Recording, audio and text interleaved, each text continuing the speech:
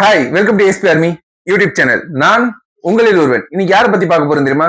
உதயநிதி ஸ்டாலின் மற்றும் முன்னாள் முதலமைச்சர் முத்துவேல் கருணாநிதி ஸ்டாலின் அவர்களை பத்தி தான் பார்க்க போறோம். அதாவது இவங்க தலைவர் தோத்ததுல இவங்களுக்கு அதிர்ச்சியா வேற இருக்குதான்.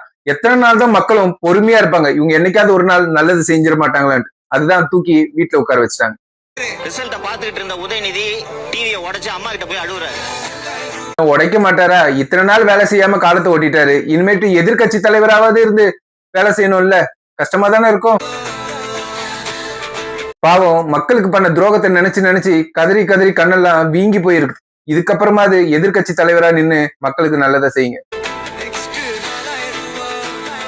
சேகர் பாபு சார், மக்களை என்ன வார்த்தைலாம் சொல்லி பேசுனீங்க, மக்களை எப்படிலாம் மரியாதை இல்லாம நடத்துனீங்க. இன்னைக்கு மக்கள் உங்களை வாயை பொழந்து அழ வச்சுட்டாங்களே, இது உங்களுக்கு தேவைதான்.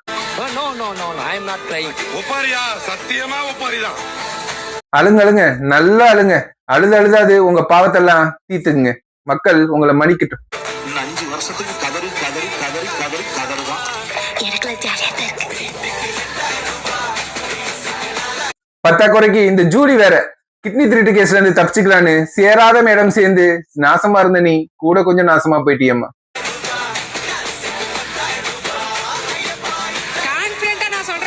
கான்பிடண்டா இருங்க. இனிமேட்டு முதலமைச்சர் சீட்டை நீங்க தூரம் இருந்து தான் பார்க்கணும். பாத்துக்கிட்டே இருங்க, அந்த கான்பிடென்ட்டோட இருந்துகிட்டே இருங்க.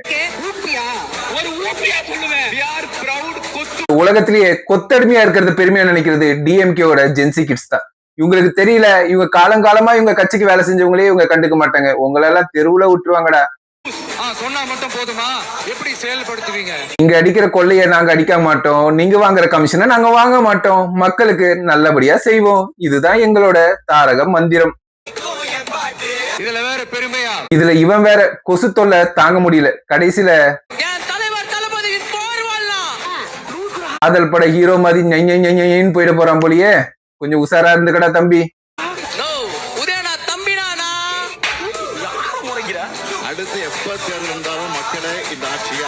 நம்ம முன்னாள் முதலமைச்சர் வாய் தவறி அவரே சொல்லிட்டாரு, நம்ம ஆட்சி வந்தா மக்களே விரட்டி அடிச்சிருவாங்க. சொன்ன மாதிரியே அடிச்சுட்டாங்களே.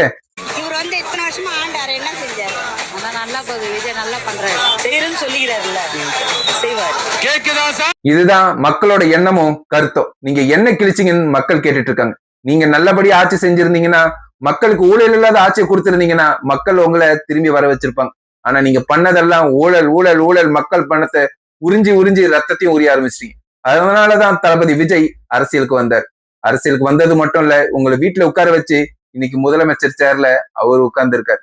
கஷ்டம்தான் உங்களை எதிர்த்து போராடுறது இல்ல, நீங்க பண்ணி வச்சிருக்க ஊழலை அடைக்கிறது. அதை அடைச்சு மக்களுக்கு நல்லது பண்ணுவார். See you, bye bye from your ASP Army YouTube channel. Next interesting வீடியோல பார்க்கலாம்.